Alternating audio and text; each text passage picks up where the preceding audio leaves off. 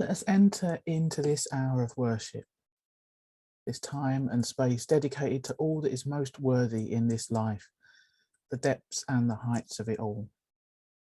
Let us give our undivided attention to what really matters, just for a while. Come bringing all of who you are, all your busy thoughts and big emotions, your complications and your contradictions. Rest and quiet your weak, worn spirit, for you are here to touch again eternal springs of hope and renewal. Calm your hurried, harried pace and claim this precious chance to find perspective. For this hour, let the cares, the fretfulness, the worry be set aside. Forgive yourself. You are so very worthy of moving on, of making new efforts, of trying again. It's a new day. And know that you're not alone in all of this. There is strength and caring support for you here. You will find comfort and kindness if you but ask. Look around. You are part of this community if you choose it, and you can make it what you will. So let us join our hearts together as we enter into this hour of worship, this precious hour.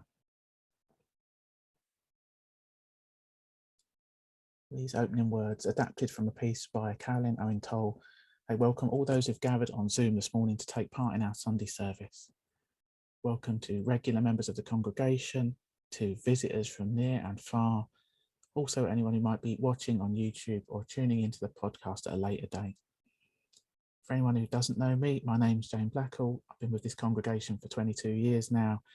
I'm currently the ministry coordinator, and for just a few days more, I am a ministry student at Unitarian College. If anyone's here for the first time today, we're especially glad to have you with us. Be very welcome. Hope you find something of what you need this morning, a bit of comfort or consolation, a bit of spiritual uplift maybe. Please do hang around afterwards for a chat or drop us a line if you'd like to. Or you might like to think about coming to one of our small group gatherings during the week to get to know people better. If you're a regular here, thanks for all you do to welcome all who come. Even while we're on Zoom, we have a part to play in co-creating this sacred space and building a beloved community. So whoever you are, however you are, know that you are welcome here just as you are. As we always say, feel free to do what you need to do to be comfortable. We like to see your faces, but it's all right to turn your camera off. And there'll be opportunities to join in as we go along, but there's no obligation to do so. Quietly lurking is definitely okay. You know how to find us if you want to say hello later on. This morning's service is all about letting ourselves and others off the hook. In the coming hour, we'll be pondering the need to balance striving for high achievement and high standards in life with the equally important need to cut ourselves and each other some slack from time to time. And we'll be thinking about this, especially in the context of these very strange times that we're living through, how important it is to recognise the cumulative toll that these last few years have taken on so many of us, and not to minimise that, not to try and shrug it off or attempt to carry on as if nothing out of the ordinary has happened. So I'll light our chalice now, as we do each Sunday and at other times when we gather. This simple ritual connects us with Unitarians and Unitarian Universalists the world over, and it reminds us of the historic and proudly progressive religious tradition of which this gathering is part.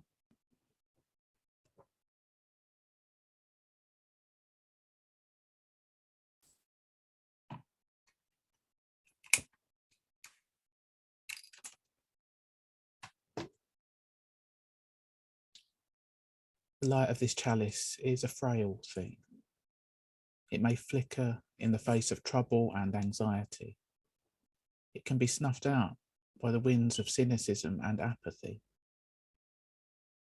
But may this little flame be a reminder of the power of the Spirit, and let us rededicate ourselves to bringing the light that lifts our hearts and increases the world's joy.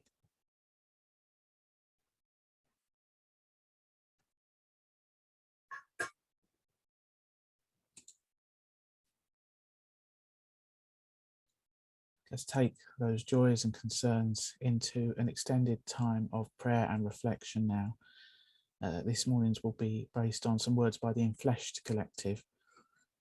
And let's do what we always say, let's do what we need to do Let's get into the right state of body and mind to pray together. Maybe shift your position, adopt some sort of posture that feels prayerful to you.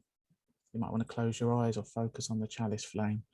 Whatever helps you get settled, helps you put your heart in the right place to be fully present with yourself, with each other, and with that larger presence which holds us all.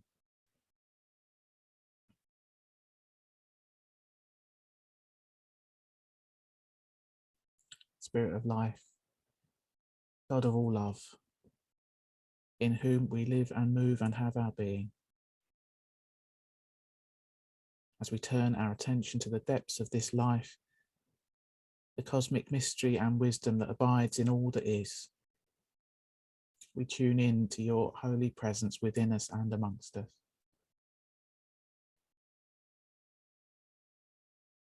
When so much of our world is groaning with fatigue and injustice, we're invited to turn to God and to one another, to turn to the deepest reality that we know, the oneness at the heart of all. We're not meant to carry the struggles of the world alone. And so, in a spirit of collective embrace this morning, may we share together in prayer for all that troubles our hearts.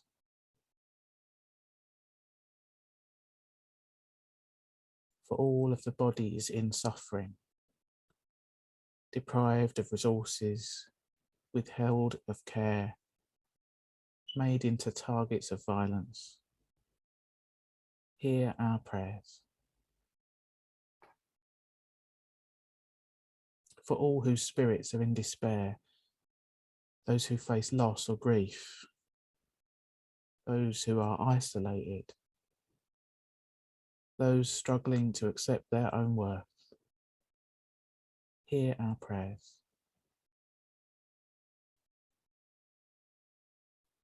For all of the ways that power is wielded over communities and individuals, for those living under oppressive forces, for the temptation towards complicity with injustice, and for the ways your name is sometimes used, God, as a weapon rather than a tool for healing and liberation. Hear our prayers.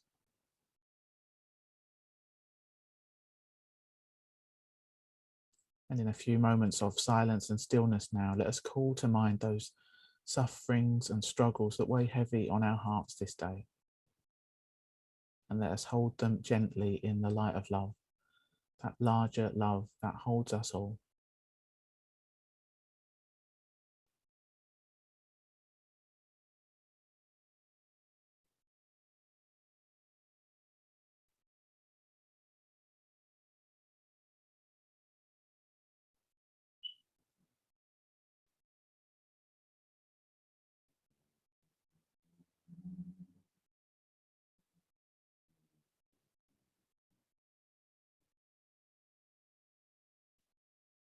Just as we are not meant to shoulder the world's pain alone, we are equally invited to delight with one another in the joy that sustains us.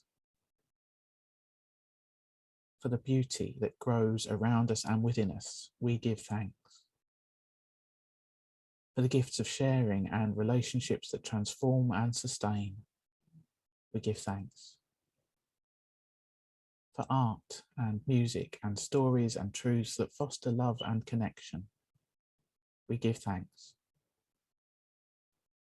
For every source of courage in the face of all that makes us afraid, we give thanks. And in a few more moments of silence and stillness, let us call to mind some of the many gifts we've been given in the week just past, and inwardly treasure these blessings, be they large or small, in a spirit of gratitude.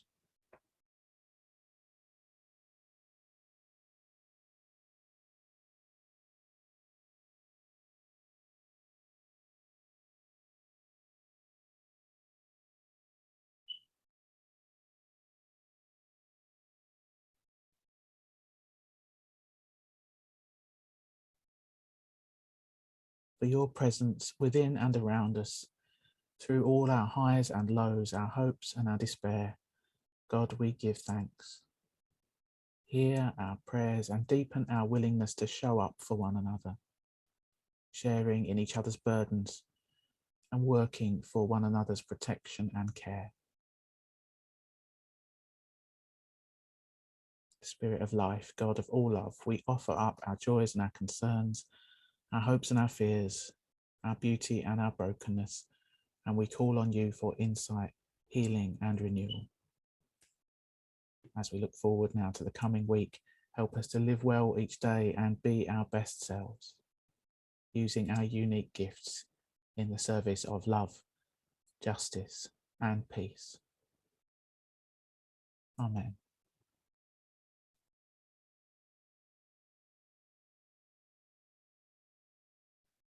Time now for our first hymn, We Light the Flame.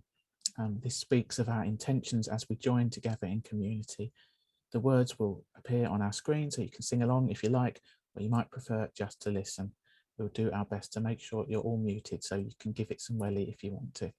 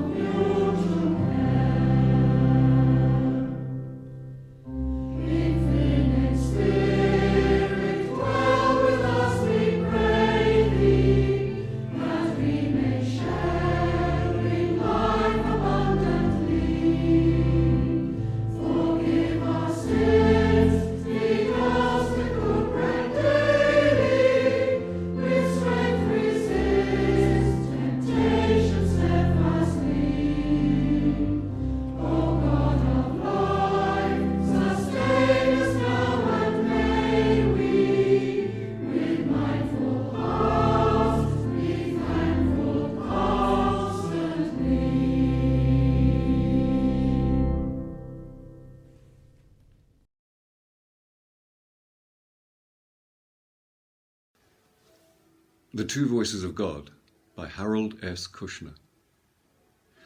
A few years ago, I wrote a book entitled How Good Do We Have to Be? Its basic message was that God does not expect perfection from us, so we should not demand perfection from ourselves or those around us. For God knows what a complicated story a human life is and loves us despite our inevitable lapses. As I traveled around the country talking about my book, something interesting kept happening. Although the people in my audience welcomed the message that God loved them despite their mistakes and failings, in every audience there would be a significant number of people who were uncomfortable with it.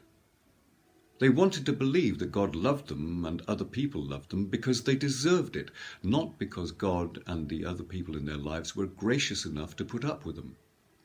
They wanted to believe that God cared about the choices they made every day, choosing between selfishness and generosity, between honesty and deceitfulness, and that the world became a better place when they made the right choices. The people in my audience felt that they had worked hard to lead moral lives. They might hope that God would make allowances for human frailty, but they would be sorely disappointed by the response, "That's all right. I really didn't expect much from you anyway." My answer to them, when they challenged me, was that I believe God speaks to us in two voices.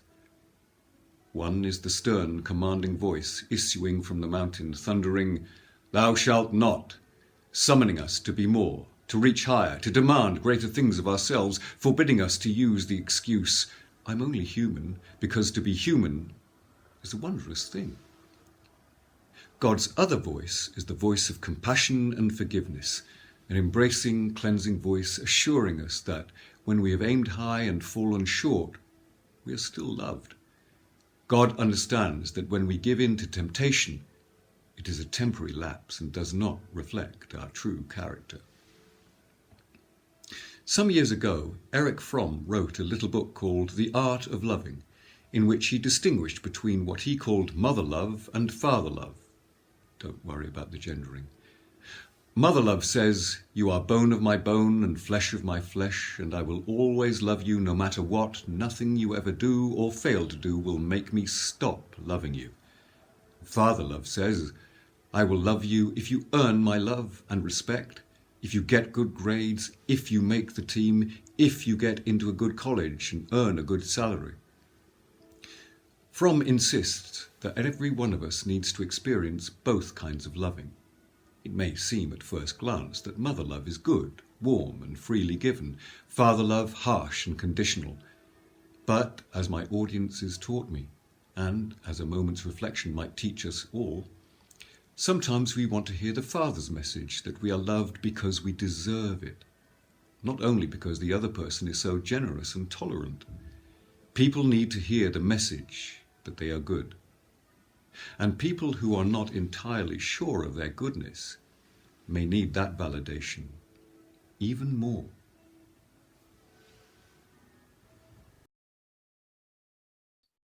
Many thanks to Antony, who squeezed in that pre-record between rehearsals at the RSC this week. We are lucky. So we've come now to a time of meditation. I'm going to share a short poem by the Unitarian Universalist minister Lynn Unger to take us into this time of meditation. It's a poem called Badly that reflects on the joys, perhaps even the virtues of letting ourselves off the hook. I hope her words will offer some comfort or reassurance to you in relation to your own struggles. The poem will be followed by a few minutes of shared stillness, during which we'll have our chalice cam on screen, and the silence will come to an end with a chant which will be familiar to some of us, meditation on breathing. Marilisa singing it for us this time. Feel free to join in if it is familiar to you. So again, let's each do what we need to do to get comfortable, have a wiggle if we need to, perhaps put your feet flat on the floor to help ground and steady yourself, as we let these words from Lynn Unger take us into our meditation. Anything worth doing is worth doing badly. No one ever did something well without doing it poorly first. But if we're going to get real, the chances of you're ever getting really good are slim at best. The Olympics and the pro leagues fled with the end of your puberty. Maybe the Nobel or Pulitzer is out there waiting, but I wouldn't hold my breath. Even on our best days, most of us are merely competent, much of the time adequate is a stretch. Appearances aside, this might be one of the happiest things I know. I hereby absolve you of the need to be better than anyone else. It is possible to suck at things with great love. Grab your ukulele and I'll get my mandolin. Meet me out on the porch. We'll play together, under tempo and slightly out of tune.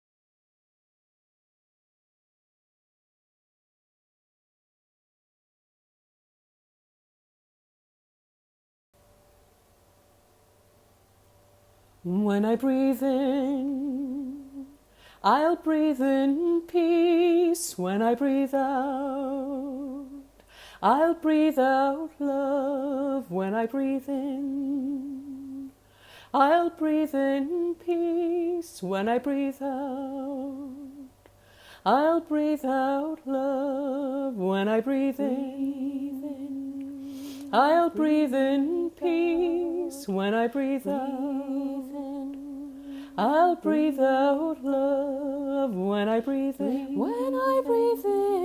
I'll breathe in peace. When I breathe out, I'll breathe out love. When I breathe in, I'll breathe in peace. When I breathe out, I'll breathe out love. When I breathe in, I'll breathe in peace. When I breathe out, I'll breathe out love. When I breathe in, I'll breathe in peace. When I breathe out, I'll breathe out love. Breathe in, breathe out. Breathe in, breathe out. Breathe in, breathe out.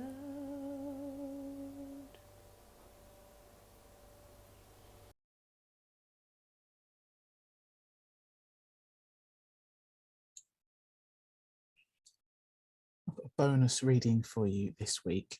It is a bit longer than I would usually read, but it really touched my heart when I read it for the first time this week. I think you'll like it too. It's a piece by Sarah Bessey and it's called A Reminder. You don't have to be productive and you don't have to change the world. You're already so loved. You don't have to be smart. You don't have to be simple. You don't have to read all the right books by the right people. You're already so loved. You don't have to be beautiful or thin with an articulated and ironic fashion sense, not at all. But if you're into that kind of thing, that's okay too. You don't have to be healthy in your mind or your body. You can watch trashy television or you can be proud of your televisionless home. You can be artistic or scientific. You can spend your life traveling to meet people, or you can live and die in the town where you were born. You don't have to conform to someone else's ideas of holy or acceptable. You can be from the wrong side of the tracks or the gated community, the suburbs or urban or rural. You can work with your hands and your mind, your back and your brain. You don't have to be educated, not at all. You don't have to have a degree or letters after your name. You don't have to know the right people and boast a carefully curated Instagram feed with the famous and the beautiful and the influential. You don't have to identify with certain political ideologies. You can be a social justice warrior or, not. None of this moves the meter of your belovedness. God won't say, oh, okay, now I love her a bit more because look, she's finally out of debt or thin or powerful or influential or tireless. Your family story can be beautiful or terrible or, like most of us, a bit of both. Perhaps you're famous or well-known or influential, that's okay. Perhaps you're quiet and unknown. Maybe you hate that, maybe you love it. You don't have to be a mother or a father. You don't have to be married or single. You don't have to want children or raise children. You don't have to be sober or clean. You don't have to give away everything you own and take a vow of poverty. You don't have to be prosperous either, church or no church or a certain kind of church only, whatever. You can doubt or feel great certainty, even if that certainty is in your doubt.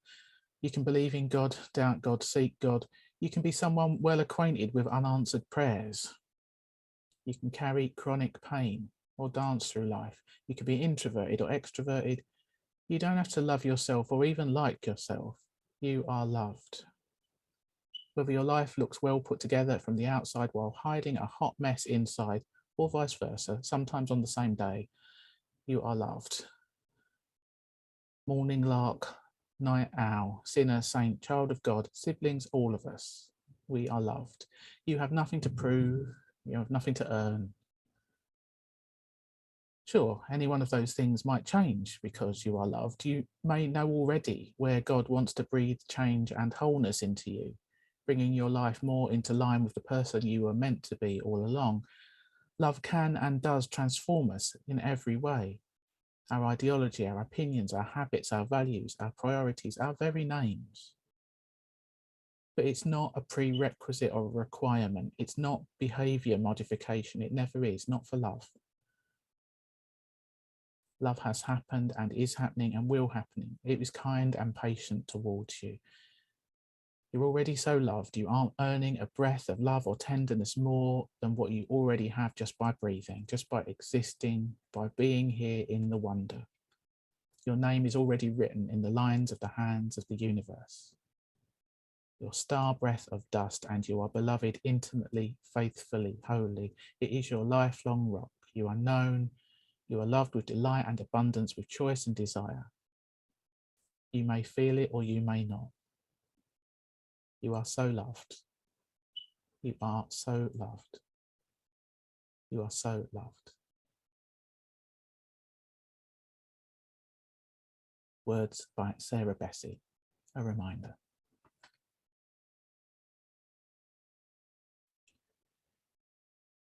And just a few words from me.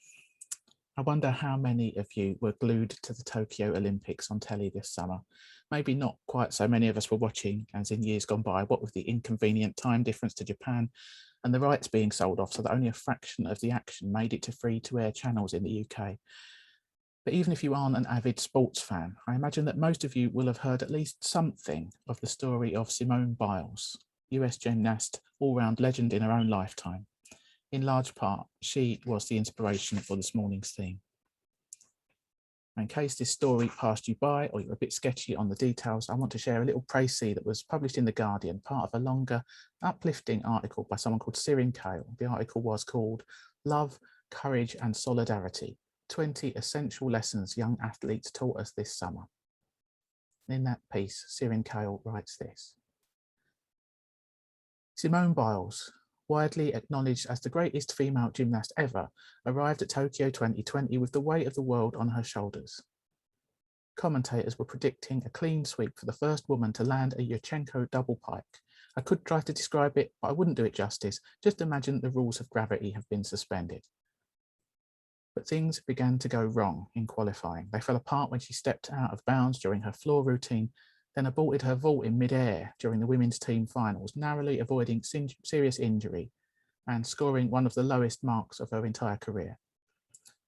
Biles subsequently pulled out of the women's all-around and the women's team event, explaining that she'd lost her air awareness, a phenomenon known as the twisties, and she was struggling with her mental health.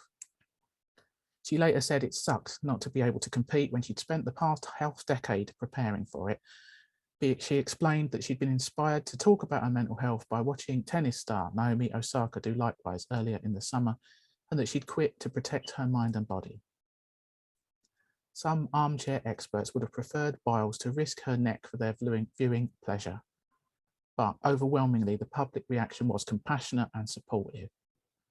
Biles showed us that mental and physical health are connected and that there is no shame in quitting to prioritise your well-being. For this, and not for her Yurchenko double pike, Biles will always be the GOAT, that is the greatest of all time. Words by Sirin Kale. So in a way, Simone Biles is the very embodiment of the simple message I want to get across this morning. It is a wonderful thing to aim high, to strive for excellence, to commit ourselves to a goal or a practice or a way of being in the world. It is astonishing to see the amazing skill and verve of the likes of Biles who are masters of their art. Undoubtedly, huge sacrifices are necessary in order to reach these quite literally dizzy heights. And for some, not just those who reach the top, for some, these sacrifices will seem to be worth it. But for some people, some of the time, the cost of all this striving is just too high. It's not worth it. It's not worth the detrimental effect on mental and physical well-being, on our relationships, or on any number of other significant goods in our life. Now, this is not to endorse giving up lightly or leaving people in the lurch without good reason. But I doubt that anybody is saying Simone Biles just decided to give it a miss because she couldn't be bothered that day. Her example is a reminder that we can just say no. No, no more. Even if the eyes and the hopes of the entire world are on us. But I don't think any of us here this morning are under Olympic levels of scrutiny. That is what Simone Biles showed us this summer. We can let ourselves off the hook. Maybe just temporarily, taking time out, coming back to try again later, or maybe for good. Maybe a certain project or goal has had its day, and our focus, our time and our energy, it needs to move elsewhere, no matter how many people are invested in us keeping on. Because our ultimate worth does not depend on our achievement or our productivity. There's nothing special we have to do to be worthy of love and respect to earn our right to exist.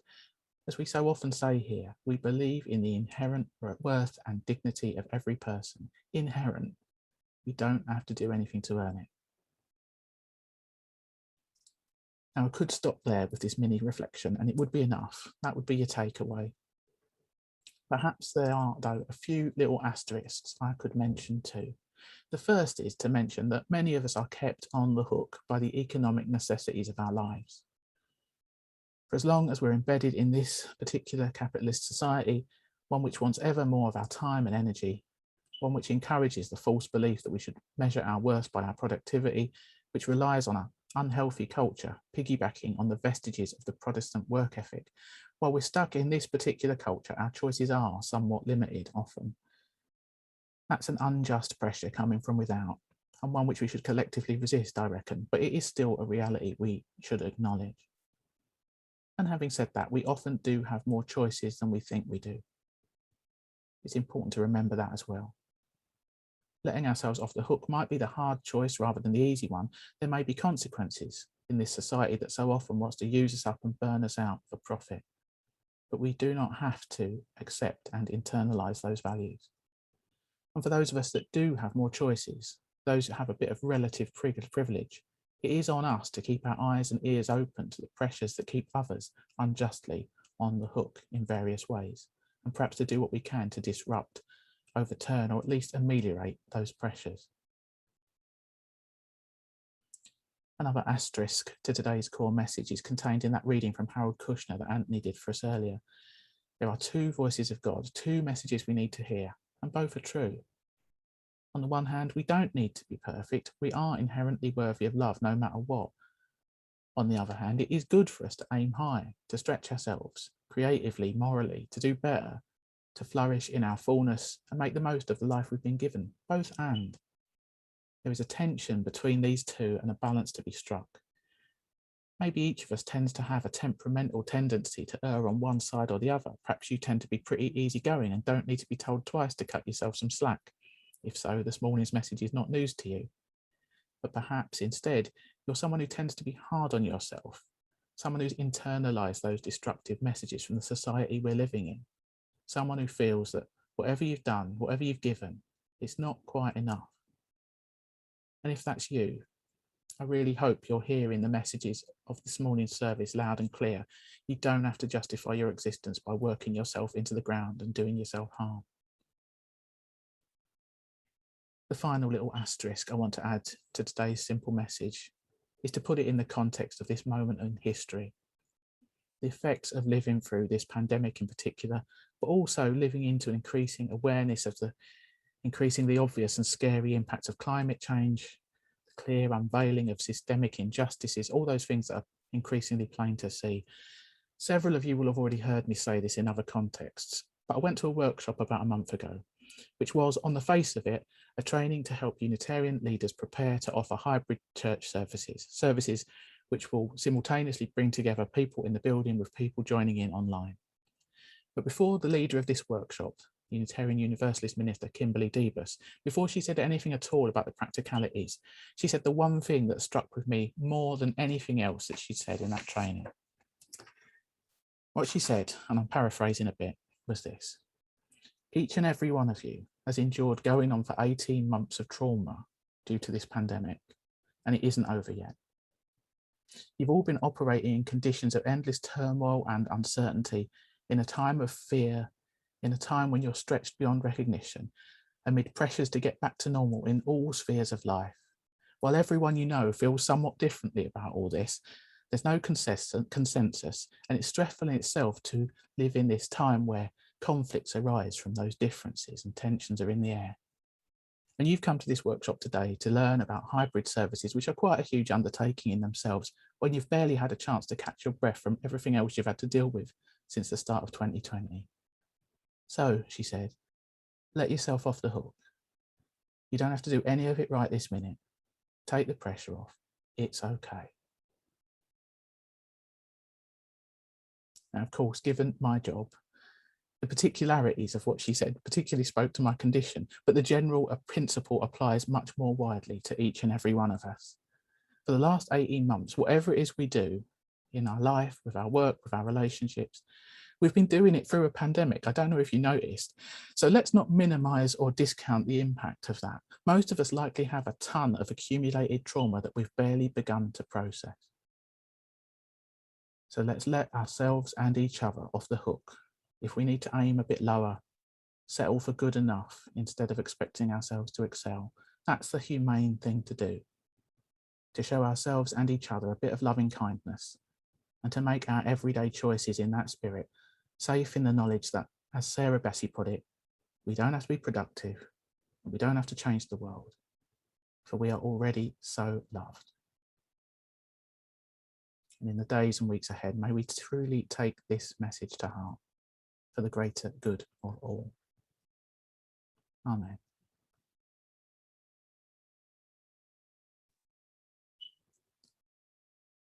Our second hymn today echoes this message somewhat. It's based on the words of the Buddhist metta prayer, "May I be filled with loving kindness."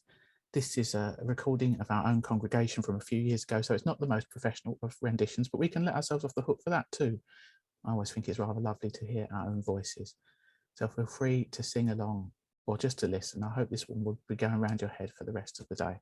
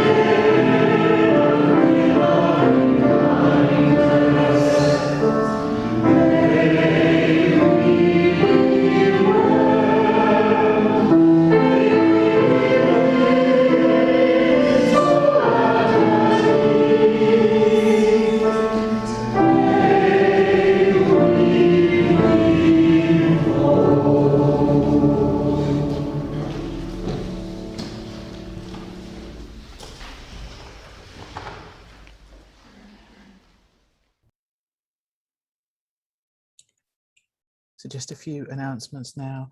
Thank you to Hannah for her first shift on co-hosting this morning. Thanks to Anthony for the reading. Thanks to Marilisa for all the lovely music, and to Janine for all organisational help behind the scenes. Don't forget we have virtual coffee time after the service to chat if you'd like. If that's not your thing, as I said at the start of the service, do get in touch via email if you'd like to introduce yourself, because it is a bit harder to get to know people while we're online. We'll be back next week on Zoom at 10 when Sarah will be leading the service on Bad Women of the Bible. That sounds a juicy one. Do feel free to share the link with your friends. As offered, there are a number of opportunities to connect with the congregation in the days ahead. Coffee morning at 10:30 on Tuesday morning, always excellent conversation, newcomers welcome.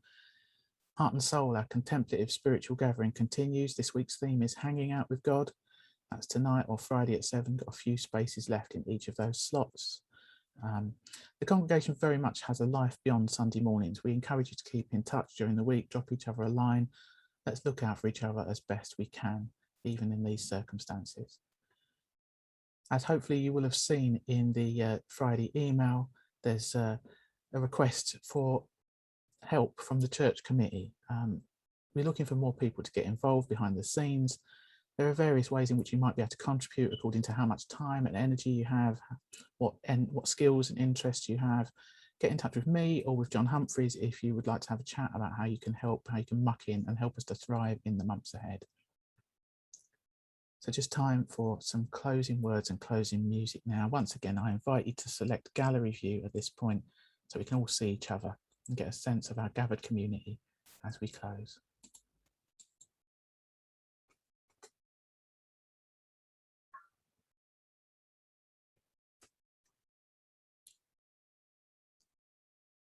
As we leave this community of the Spirit, may we remember the difficult lesson that each day offers more things than we can do.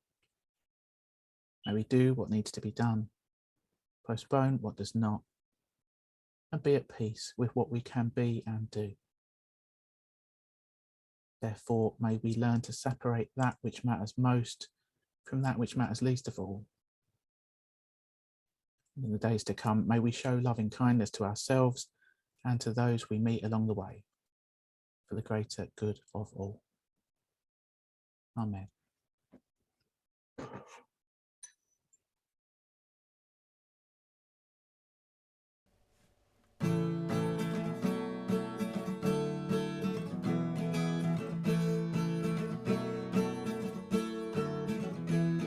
I'm trying to tell you something about my life. Maybe give me insight between black and white. The best thing you've ever done for me is to help me take my life less seriously. It's only life after all.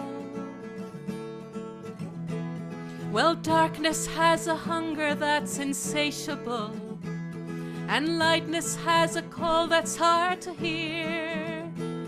And I wrapped my fear around me like a blanket. I sailed my ship of safety till I sank it. Now I'm crawling on your shore. I went to the doctor, I went to the mountain, I looked to the children, I drank from the fountain. There's more than one answer to these questions, pointing me in a crooked line. The less I seek my source for some definitive, the closer I am to find. Closer I am to find. I went to see the doctor of philosophy, with a poster of Rasputin and a beard down to his knee. And he never did marry or see a B-grade movie, but he rated my performance and he said he could see through me. I spent 4 years prostrate to the higher mind. I got my paper and I was free. I went to the doctor, I went to the mountains, I looked to the children, I drank from the fountains. There's more than one answer to these questions, pointing me in a crooked line. The less I seek my source for some definitive, the closer I am to find.